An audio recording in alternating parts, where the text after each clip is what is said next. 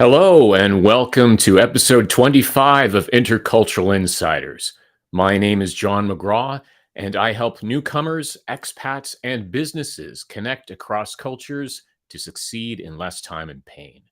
I am the founder of Hyaku Coaching, which is dedicated to helping you create your pathway to success in a new culture.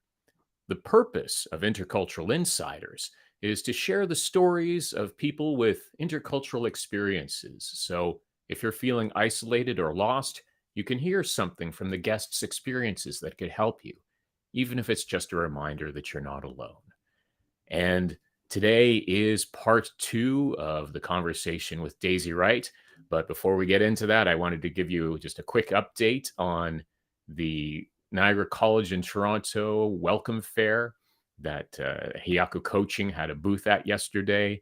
I showed photos last week, and if you've been following me on LinkedIn, you've seen the photos that I've shared from the session yesterday.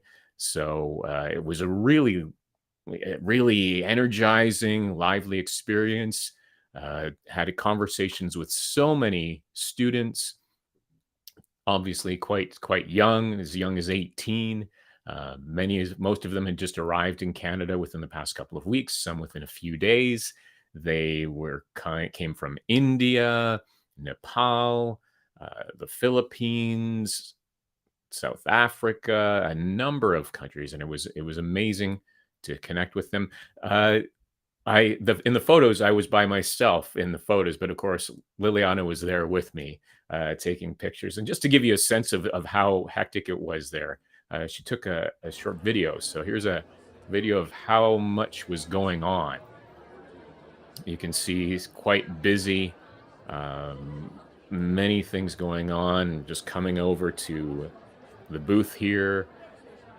We had video of the show going on to attract some attention, and there's me talking with a couple of students. So it was a really lively experience. Really enjoyed it, and so that looking forward to doing more sessions. Some sessions actually up next month in Niagara College in Toronto, live on their campuses there for some information about cultural adaptation for their students. But let's get into the main focus of today's show, which is, of course, part 2 of the conversation with Daisy Wright. So for a reminder, for those of you who may have missed part 1, Daisy is a highly regarded, award-winning executive career coach and founder and CEO, being Chief Encouragement Officer at the Wright Career Solutions, where she collaborates with mid-career professionals, emerging leaders, and executives to help them find satisfying careers and get hired faster. She is also the author of many books, such as No Canadian Experience, which helps newcomers prepare for when they encounter the barrier of no Canadian experience in the job market. So last episode, we ended with an experience that Daisy had about eating with a colleague from Sri Lanka. Daisy was surprised that her colleague was eating food with her hands, and it got Daisy to reflect on why she preferred to eat with a knife and fork, the cultural aspects there, and how she was raised, the influence of colonialism, and so on. And she did, at the end, mention that she still prefers to eat with a knife and fork. But that led into the continuation of the conversation, because we pick up where we left off and talking a little bit about preferences and being authentic to yourself. And that leads into bringing your authentic self to work, tolerance of other cultures and of genuine mistakes from those who aren't aware, and working with mid-career professionals that Daisy does, the work that she does with mid-career professionals who are looking to transition or advance their careers. Now, this interview is, of course, pre-recorded, but as always, with every episode of Intercultural Insiders, Daisy is live in the chat. So I encourage you, whether you're watching on LinkedIn Live or on YouTube, to feel free to ask questions and comments during the interview. I'd really encourage you to just even chime in to say where you're watching from. So it's always interesting to see that, and it's a good opportunity for you to potentially connect with other people who who are available in the chat, not to mention to ask questions to Daisy and get some more interactivity than you might get just from watching the show alone. So without further wait, let's get into part 2. Actually, jumping ahead of myself, I have to upload that video because I had the video of the show on there. So yes, now the video of part 2 is ready to go. So without further wait, let's watch part 2 of the interview with Daisy Wright. And I think that's also an essential thing when it comes to adaptation, is finding out what works for you. Yes. In some situations, people might feel not pressure from the host, but maybe in that situation feeling, oh, okay, I should be eating with my hands as well to show that I'm accepting of it. So I'm going to do the same thing. And if a person wants to do that's perfectly fine. Yeah, of course. Yeah. Yeah. But I think it's also a case of understanding, well, okay, what's authentic to you as a person? If you try it and it still doesn't feel right, then that's okay. As long as you're not hiding who you are as a person. The way I phrase it is the difference between adaptation and assimilation. Right. Being able to adapt and adjust where you think it's appropriate, where it best fits, but what ultimately works best for you, as opposed to changing yourself. And you have this image of what a Canadian is supposed to be. And okay, I'm going to be that. Exactly. And I'm so glad that you have touched on this point, because there is this concept of code switching. And I don't know, but it could have originated in the US, where as African Americans, they feel that if they don't switch to behave in the way that the predominant American way of speaking, for example, if they don't switch to that, then that could limit their career growth. And so what they tend to do is to try to fit in the mold of what the broader American system is. And it's just now that people are talking about bringing your authentic self to work. And you're saying, how do you define that? Or if I do bring my authentic self to work, am I going to be accepted? Or if I don't behave like somebody else, is that going to limit my career advancement? And all of that comes under the whole intercultural piece. It's a matter of, and thank goodness we're talking more about these, we're having these discussions these days, is be accepting. And I totally agree, rightly or wrongly, English is the language of business, but that does not mean that the fact that I may speak with a different accent, I'm not speaking English, you're not understanding me. That does not mean the fact that my first language is Spanish or Punjabi, for example, or German, that does not mean that I'm not understanding what you're saying. Or even if I don't, give me some grace, because English is not my first language.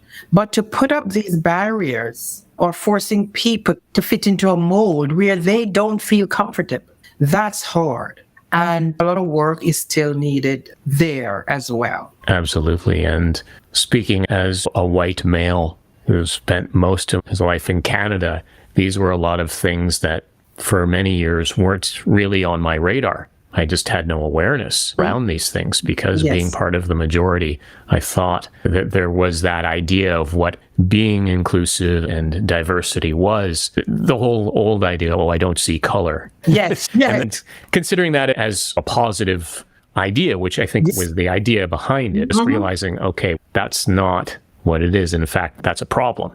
Exactly. Right? Yes, exactly. And I think that's the beauty of learning. And that's the beauty of when we suspend judgment and when we try to develop authentic relationships with people. You learn a whole lot. Like, I embarrassed myself 2 Christmases ago when I ordered some chocolate bombs for a Muslim family who I'm close to. So I sent it to them, and my friend didn't even say anything, but just in talking about something, she said the boys took the marshmallow out or something. And I said, that's funny, because that's why it's so nice when you pour the hot milk onto it. And then she said, because the marshmallow has pork fat in it and Muslims don't eat pork. Listen, I was so embarrassed because I didn't know that.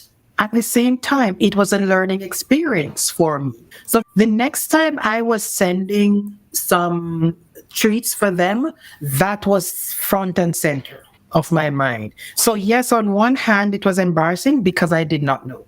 On the other hand, it opened up a new area for me to say, oh, okay. So even if I should invite them for my meal, for example, I wouldn't be cooking pork.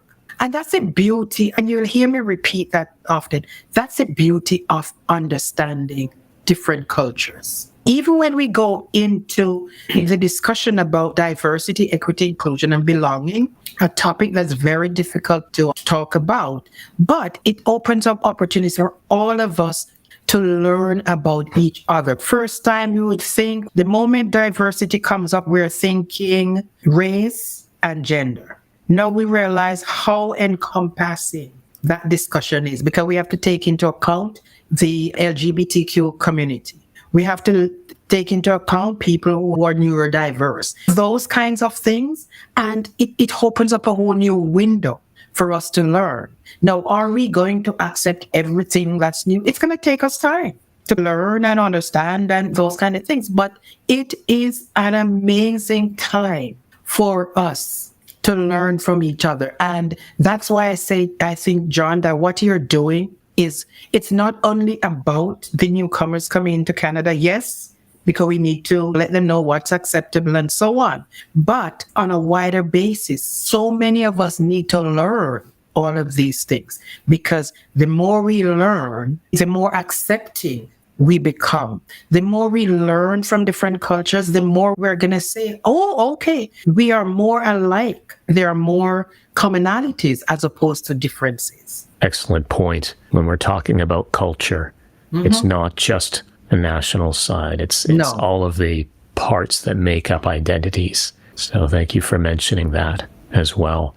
And the willingness to learn, and I think the willingness to be humble. Yes. In those circumstances. Yes. And also on the other side, depending on the circumstances, I think if the ignorance shown by a person is genuine and that they are willing to learn to be gracious enough to allow for that, and I think to try and limit judgment from all sides when the ignorance is from a genuine ignorance and not from some malicious intent of some kind, of course. Exactly. And we have to give people grace, because some people, they might not know. I remember years ago when I just moved here, one woman actually said to me, oh, your English is so good. I actually laughed. And then I said to her, English is my first language. And she said, yes, but I know Jamaicans speak differently. I said, we do have a dialect. But it's a blend of English and an African, but English is our language. And she was genuine. She was being complimentary, actually. And it's years ago when things like those weren't being discussed. Now we're talking about those kind of things and realizing that you have to be careful when you say that. And like you said, John, if the mistake is genuine, then you offer that person grace. You are not going to fly off the handle and say, oh, such and such. If it becomes a habit, then you know something is wrong. So if my name is difficult to pronounce in a sense, and I keep telling you how it's pronounced, I've spelled it out so you have a sense, do not say to me, can I call you whatever? So if the name, for example, is Anjun, don't say to me, can I call you Ann? No, because Anjun is my name. So learn to pronounce my name. And it's difficult. But like I said, if you are genuine in terms of the mistake or mistakes that you're making, if you're genuine, then people will give you grace. But if it's a sentence that I can't be bothered. Oh, what was your name again? How do you pronounce that? No. So when I meet somebody for the first time and their name is in English like Daisy, I would ask them politely, I would try to pronounce it first, or I would ask them how it is spelled, or I would ask them to repeat it. And then I would try to associate something with the name. So say, for example, it's Anjun. I would probably say, okay, June, the month of June, and meaning one. That's simple. That's a simple one. But I make that association to make sure that the next time I'm going to be calling her name, I say it properly. Even if I don't, I would hope that she would extend grace to me to say, at least I'm trying. And here in Canada, we have all these different names. People come from different countries with different names. And your name is your identity. Your name is very important. And then you end up with some cultures that they say, you know what, to make it easy for them, I'm going to adopt an English first name and then keep my last name. So I get that's a whole different piece, put it that way. Going back to what you do and what you're doing now, your title is CEO, but I think that the words in the acronym are a bit different, aren't they, for you? Of course, they are a bit different. And the CEO means Chief Encouragement Officer.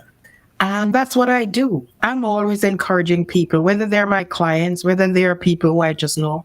It's just something that I enjoy doing. It's just part of my personal brand, actually. I'm a positive person. And it's not positive in the sense that it's Pollyanna positive, as to say, oh, the world is so beautiful and everything is golden. No, it's more a matter of being practical, but also looking at that glass as being half full instead of half empty. So things happen, but there's always something to learn from what happens. There's always something positive that you can pull from anything that's going to happen. You might have gone to an interview, for example, and it didn't go well. And my question to you would be, okay, I know it didn't go well. Tell me what happened. Now we talk about what happened. Okay, tell me what you have learned or what you could have learned from that. I should have researched the company some more. I should have come up with some more stories that I know I have so many stories. I should have come up with more so that when they ask me a particular question, I could have used that particular story to fit that answer. So there's always that way to look at it. So that's why I chose the title Chief Encouragement Officer, to know that whoever I interact with, whether they be clients, friends, or colleagues, I'm always at a point where I'm encouraging people. Yeah, so that's what my title is all about. And as I said at the beginning, I work with mid-level professionals who are looking for a career transition, or they're looking to advance their careers. Some need to hone their leadership skills. Others need to elevate or to define or elevate their personal brand. There are others who, and these are actual topics that I have developed based on my clientele, the pain that they come to me with. Some would want to advance, but they don't know how to do it, or they have been asking their bosses are saying to them it's time for a promotion and they're not being heard. And they might say, how do I present a proposal to my boss so they understand what I'm doing, what I've been able to achieve, and yes, I'm ready for this new role. In fact, last week I was talking to a lady, and she was telling me all the projects she has worked on, the hours she had spent on them. And yet, when it came to talking about it, it's the two people who spent probably 20 minutes of their time on the project. They're the ones who were talking up. And so she felt slighted, and rightly so, because she did 80% of the job. So it's a case of how do you help someone like that articulate their value without appearing angry, upset, and that kind of thing. So those are some of the things that I work with my clients on. And as a result of that, my goal this year is, and you must have read about my visioning event, which is something I do every year. This year was fantastic. We had 30 women who came out, and it was just such a good time. But anyway, one of my goals from that event, and it's something I've been working on for a while, is I'm going to be launching the Aspire to Grow Leadership Academy. So I'm working on it. I have been working on it for a while, but under the radar. Now things are slowly coming to come.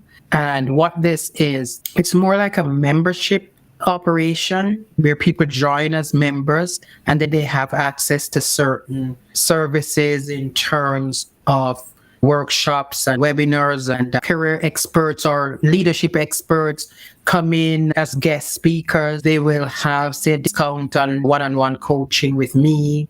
There'll be an opportunity for them to network with other members and create accountability partnerships and stuff like that. So that's my big goal for the year, and I'm just building it block by block. Exciting. Yeah. Yes. It is it's frightening in a sense because I started working on it and I thought it would have been finished by the end of last year, and it didn't because other things started happening, and then I got some opportunities to do some corporate coaching, and I had to pause my work on that. But this year I'm going full-fledged into it. So that's my goal. That's amazing. I want to acknowledge you going forward with that and proceeding ahead in spite of the fear.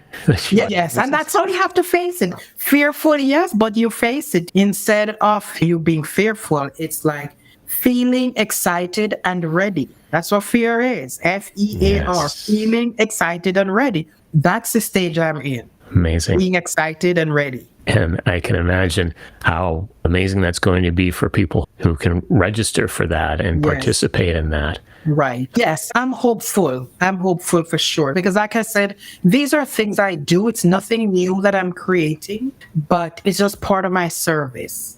And rather than doing the everyday one-on-one, even though within that membership, I will have one-on-one people, because not everybody wants to talk about some of their issues publicly, right? But what I have found is that certain things, when they start talking, they realize that other people are going through the same issues. And so there is community right there, and community helps to solve problems. So that's what I'm working on, and that's what I am helping. And it's not a woman's kind of thing, even though a lot of what I do is for women, but this is for anyone who falls into that category of an emerging leader, mid-level professionals, people who are directors, first-level executive, those kind of people. Because yes, they are brilliant. They know their work, they can do their work, but there are certain things, and that's why you won't see me focusing on, say, the resume, the job search documents. Yes, I do those for sure, but that's not the focus of the Leadership Academy that I'm talking about. That's not the focus. The focus is going to say, yes, I'm in this role already, but I've been promoted. It's my first time as a manager. How do I manage my team? How do I solve conflicts? How do I apply my soft skills? Where am I lacking in terms of my emotional intelligence skills? Those are the little things that I will be covering in this, that will come under the umbrella of the Aspire to Grow Leadership Academy. So it's an exciting time, yeah. Incredible. I'm really excited to see how that develops. Yes, me I always too. like to hear it. Just talking about it now just makes me more excited. Sure. Oh, Lordy. Is there anything else that I haven't asked about or that you haven't had a chance to talk about that you'd really like to focus on? I would want to reiterate and just bring the conversation right back to somebody who is planning to move to Canada or who is fairly new in Canada. And it's to say a couple of things. First of all, congratulations. You have come to one of the best countries in the world to live. And take it from somebody who has lived in the States, short though it might have been, and had the opportunity to stay, but still chose to continue my journey to Canada. I don't have any regrets having been here 30 odd years. No regrets. I would have done it again. So that's one. Embrace your new culture, right? Don't be afraid when people say you don't have Canadian experience. Just draw back on the experience that you have had. You were a success in your former country. You will be a success right here. It's a matter of developing that success mindset to say, yes, it can happen right here. Be open to learning. Yes, you are in a new environment. You will need to learn. You need to understand how the corporate arena works. Some things we took for granted in our own countries. Here, it's different.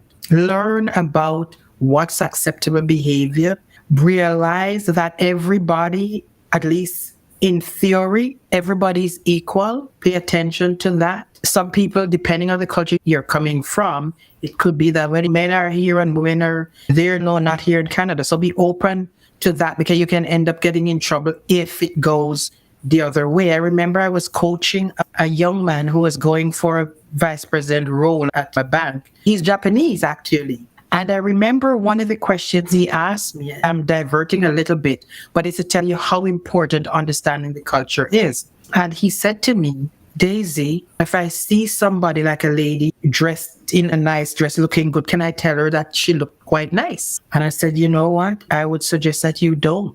Because he said in his country, it's no big deal. I said to him in Jamaica, it's no big deal. You can. You see somebody well dressed, you can tell them. Growing up in Jamaica, people would say, oh, girl, you look so nice. You know, I'm ready to say, you know, go to hell or whatever. But I had to tell him because that's what he was accustomed to. So after he got the job, he said to me he was going to bring something like chocolate or something for his boss. And I suggested to him, rather than bringing something specific for the boss who was a female, I said, what you can do is bring something for the whole team. So you would set it in the middle of somewhere and to say, this is my gift for having joined this team or something to that effect. It's a whole cultural thing. Nothing is wrong because that's what he was accustomed to. But here it's different. So that's some of the advice I would give. And as I said earlier, expand, do not ghettoize yourself, meaning do not just stick to your own culture because you'll be missing a whole lot when you're not learning, when you're not developing relationships with people who don't look and sound like you. So those are some of the tips I would end the conversation with. Thank you very much for that, Daisy. Thank you. Thank you so much for the conversation as well. I've learned so much, not only your experiences, but from your advice as well, which I think can be beneficial, as you said, not only to newcomers to Canada, but to anyone. Because when you are more open to other experiences, then life is just richer for you. Exactly. The whole world opens up for you. Thank you so much for having me. It has been a great conversation. I enjoyed it. There was part 2 of the conversation with Daisy. And again, as always, I love the chat that's going on here. Some great questions brought up by Andrea. About code switching, and I think there's been some great discussion going back and forth between Daisy and Andrea about that.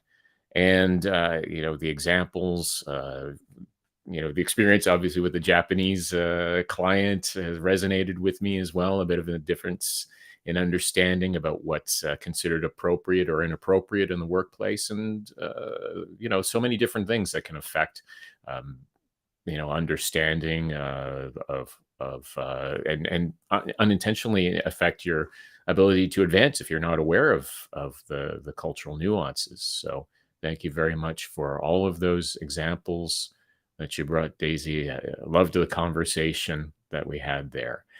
And let's see. So coming up next week on May 10th, having a new set of conversations with another person of interest. They're always persons of interest that I have on. That makes it sound like they're criminals in some way. No, but I mean interesting people as opposed to persons of interest, I suppose is a better term. So this interesting person is Rosemary Fernandez, who is also an intercultural and executive coach, someone whom I've had the opportunity to connect with, fellow alumnus from a program related to coaching and leadership across cultures.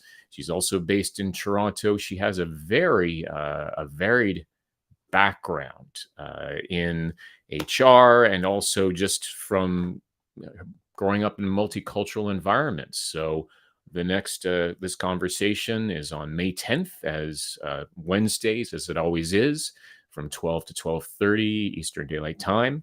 And in this part 1 of a 2-part conversation with Rosemary, she talks about her experiences growing up in a multicultural environment, ranging from Portuguese background, born in India with a Pakistani passport, British education, working in Canada. So there's a lot of variety there. Her transition from HR into coaching, and all of that and her experiences that led into her guidebook, The 26 Pathways to a Life My Way. And yes, Daisy also knows Rosemary quite well. So yeah, so I'm sure Daisy knows what a great conversation I had with her, and it was a pleasure to converse with her, and I'm happy to share that with all of you as well. So that is coming up next Wednesday, May 10th at noon Eastern Daylight Time. Looking forward to having you tune in and share your comments and questions for Rosemary, because she'll be there live in chat, as the guests always are. So looking forward to that conversation. So until then, keep navigating your way between cultures towards your goals.